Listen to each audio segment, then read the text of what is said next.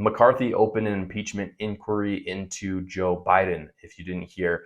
Essentially, what an impeachment inquiry is that they're going to be doing more investigation and they're going to be having access to more resources in that investigation into certain acts that Joe Biden has participated in, especially in his dealings with Ukraine and his son, in order to see if an impeachment is warranted. This means impeachment could be on the table with more evidence and enough votes. So they're going to need enough votes.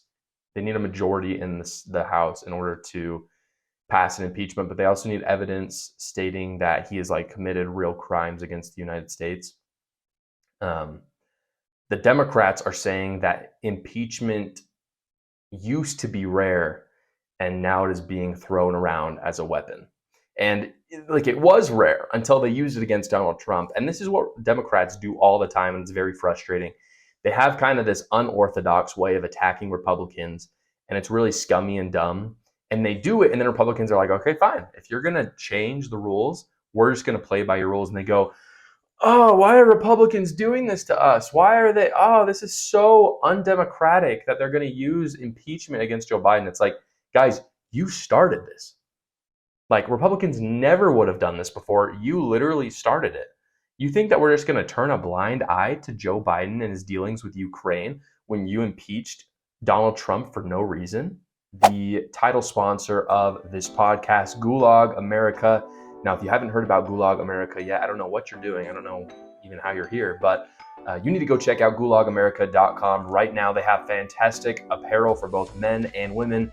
As we approach the colder weather, they have hoodies as well. There is a hoodie in the works, especially for this show, so stay tuned for that.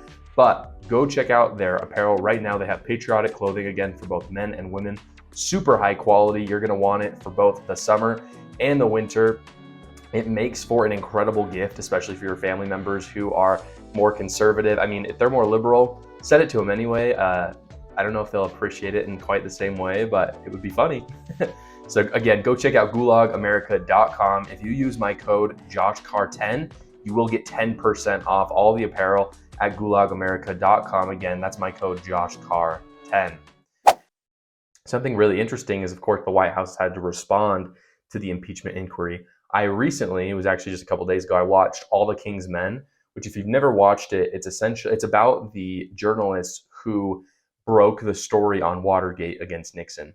And I wasn't alive during Watergate. And so you always think of these events as kind of like a day, but in reality, it was over a really long time, a big span.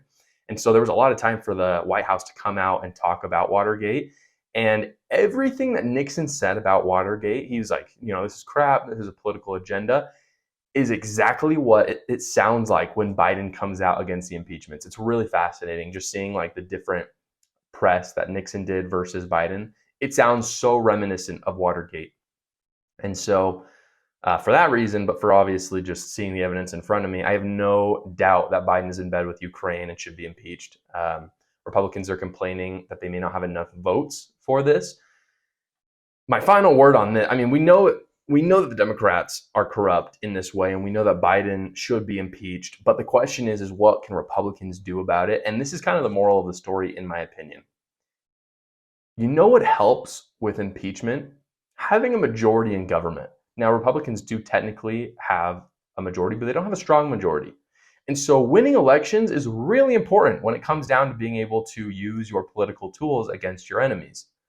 So maybe before you have idiotic candidates that you run, maybe you should think about that. 2024 cannot be a repeat of 2022 because if it is, we're screwed. Don't run unelectable idiots, and maybe you have a chance at actually having a high majority and you can impeach Joe Biden if you want to. But that option isn't on the table if you run stupid people and you have this pride that you're just going to win because we're Republicans and we have better ideas. Yeah, we have better ideas, but you actually have to understand politics or we'll just lose to Democrats over and over and over again. This is what happened in 2022.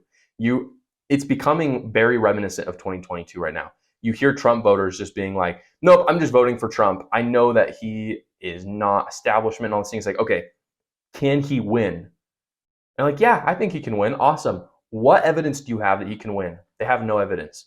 You ask Donald Trump, hey, Donald Trump, Since you said it was rigged in 2020, what's your plan to not have it be rigged in 2024? He has no plan. And so what's going to happen in 2024 is if Republicans lose, everyone's going to freaking, I'm not going to say the word because this is a family friendly show, but they're going to B-word and complain about, oh, we lost. Oh, we can't impeach Joe Biden. Oh, we can't do all of these things. You know what would have helped is actually thinking through a political strategy and executing on it instead of just whining and complaining. That's what we want from our leaders. It's something that everyone needs to consider, especially when voting this season.